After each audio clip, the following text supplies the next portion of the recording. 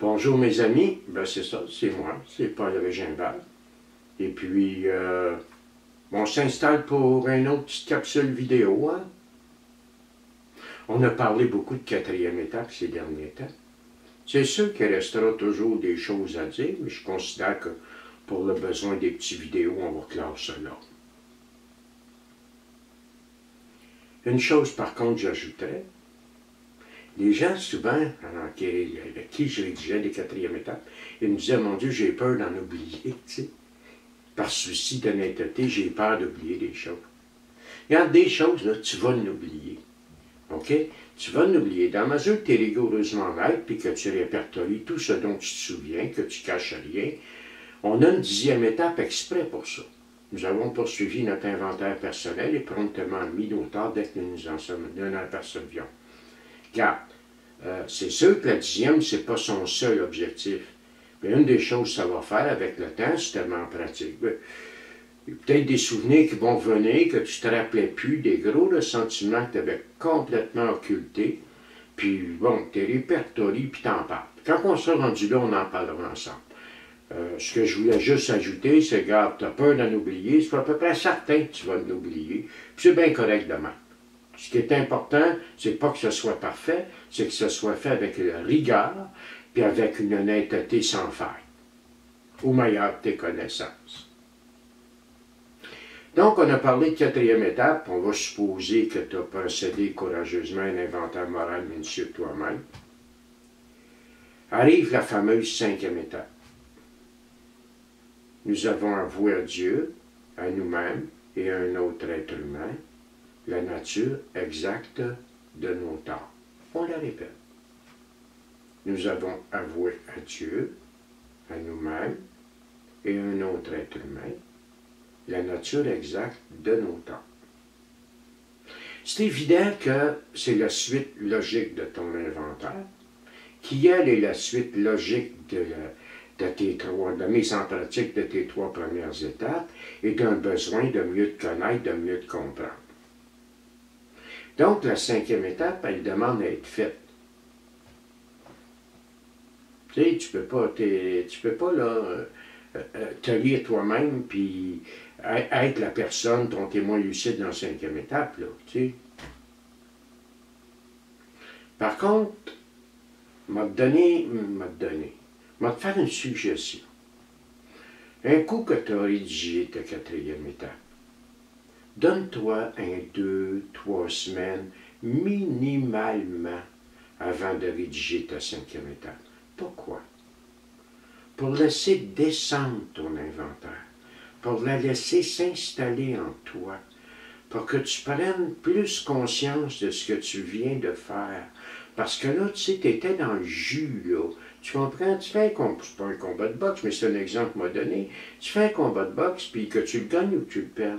Tu vas avoir besoin probablement de revoir ce combat-là pour être capable de regarder comme de l'extérieur un peu plus ce que tu as fait. Tu comprends?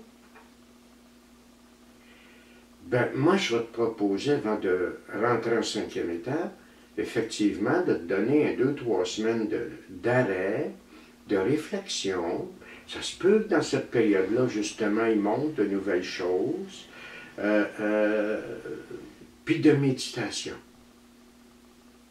Puis quand tu sentiras que tu es prête, ben, tu procéderas à ta 5e étape. Puis ce matin, si tu veux, on va commencer à en parler. Petit gars de Nazareth, il disait, tout ce qui est lumière vient à la lumière. Ce qui me tue, c'est pas ce que je dis, c'est ce que je dis pas. Ce qui me mine, ce qui m'empoisonne, c'est ce que je cache.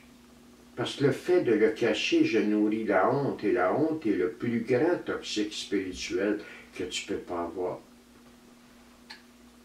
Mon inventaire, ce n'est pas un procès. C'est le plan d'une vie passée. C'est le plan de mes erreurs, de façon capable, par la grâce de Dieu, avec l'aide de Dieu, de les corriger. Bien là, on y arrive. La 5e étape a dit, nous avons avoué. Moi, la première fois que j'ai entendu ça, ou les premières fois, là, le mot avoué, ça faisait crac Parce que dans mon esprit malade, nous avons avoué, ça me faisait penser que j'étais petit gars, mon père qui me menaçait, avoue mon tabarnak, mais j'avais rien fait, tu comprends? Fait que moi, avouer, ça faisait va donc chier, Chris.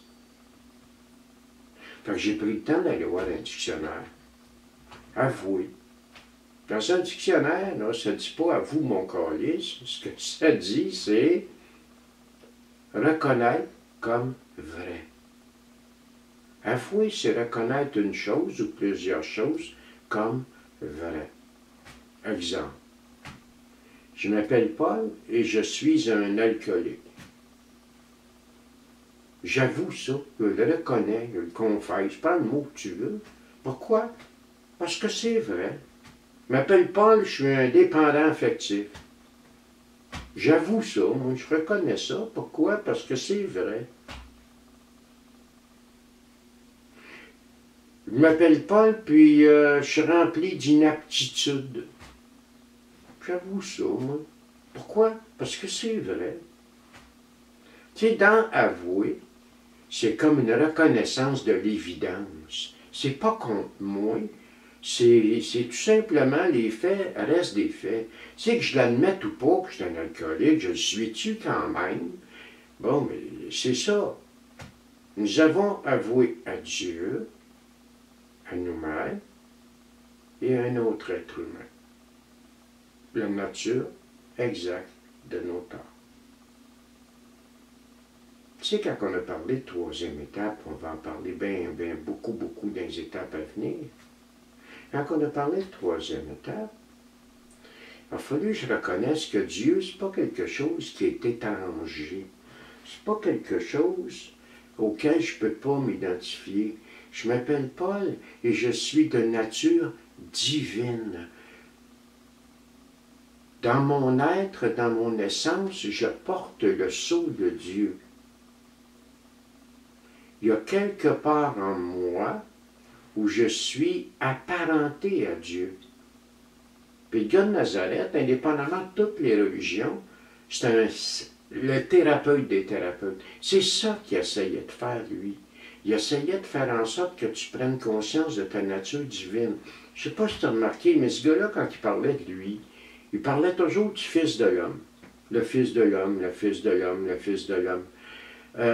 Puis quand il parlait de toi ou qu'il parlait de moi, ben, il nous appelait toujours les héritiers du royaume, une ville bâtie au sommet d'une montagne, vous êtes le sel de la terre, ce qu'il y a de plus précieux.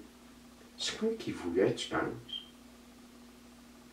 Il voulait que nous connaissions un réveil spirituel, une transformation profonde de la personnalité, en reconnaissant qui nous sommes. Il avait la ferme conviction que si nous savions qui nous sommes, on ne se permettrait plus n'importe quoi. Puis c'est exactement ça que va faire le mode de vie. Vois-tu, ma cinquième étape, je m'en vais, d'une certaine façon, renaître d'esprit. Je m'en vais me regarder avec ce qu'il y a de plus précieux en moi pour en ressortir l'essentiel. Nous avons avoué à Dieu. Regarde dans ton cœur, pas dans ta tête, tout ce que j'ai fait comme niaiserie. Tu sais, oui, je l'ai fait, je le reconnais, puis il faut que je l'assume. Mais en même temps, ça ne me ressemble pas. C'est pas moi, ça. Si c'était moi, ça me ferait pas mal. OK? J'aurais pas de douleur.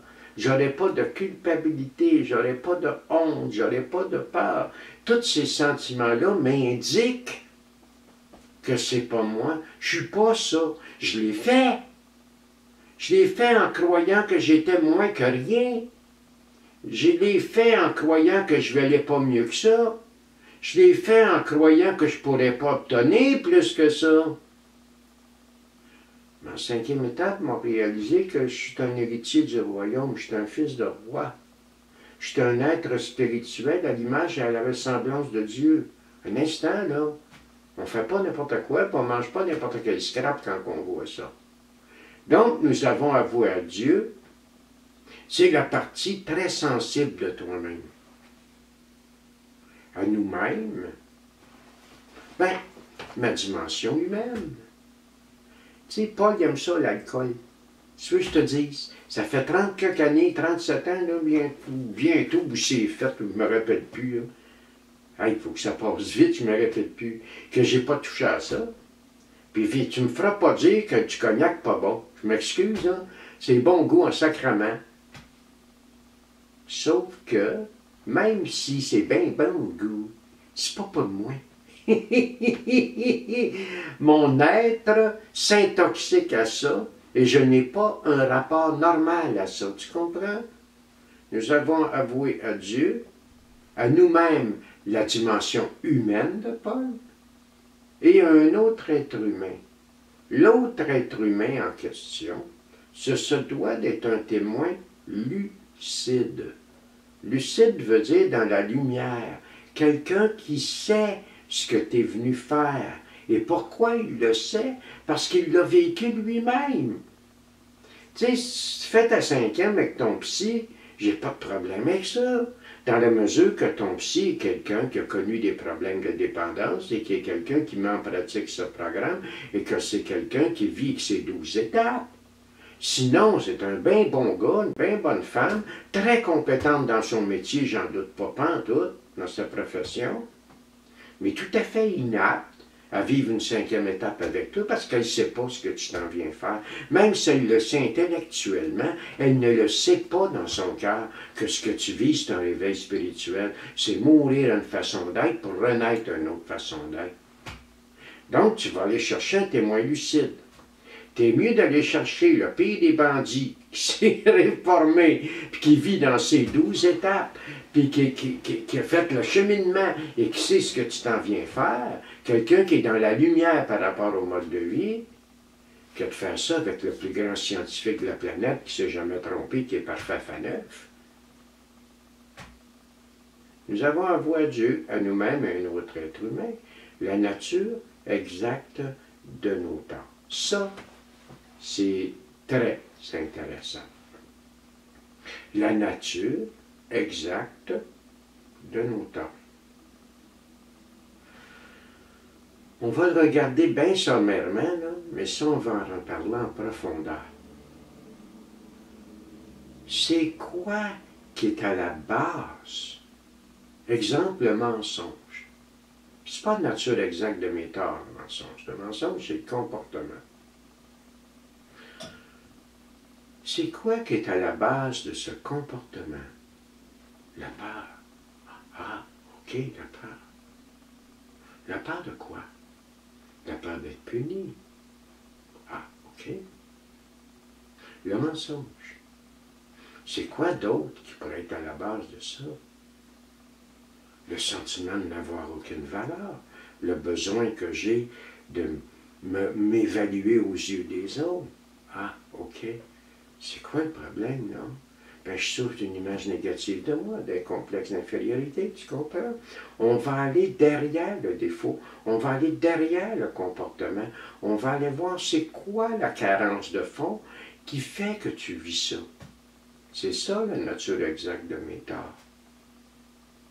Bon, que l'autre à côté, ou l'autre ait eu tort à mon endroit, c'est pas de ça qu'on va véritablement parler. On va bien plus parler de mon tort à moi vis-à-vis moi-même et mon tort à moi vis-à-vis des autres.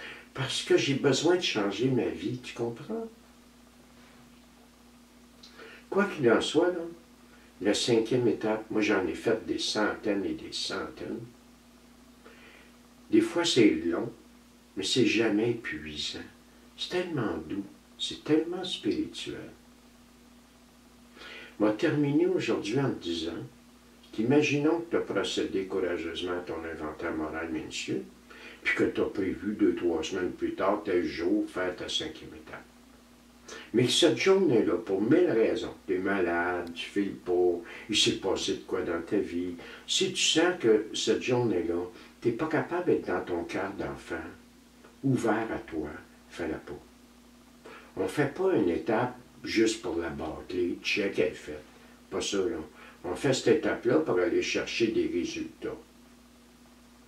Puis une cinquième étape, il faut que je sois disposé à m'accueillir et à être accueilli. Regarde, pour aujourd'hui, moi j'arrête ça là, puis c'est un début, hein, c'est pas une fin, c'est un début. Puis dans quelques jours, on s'en parle. Bonne journée!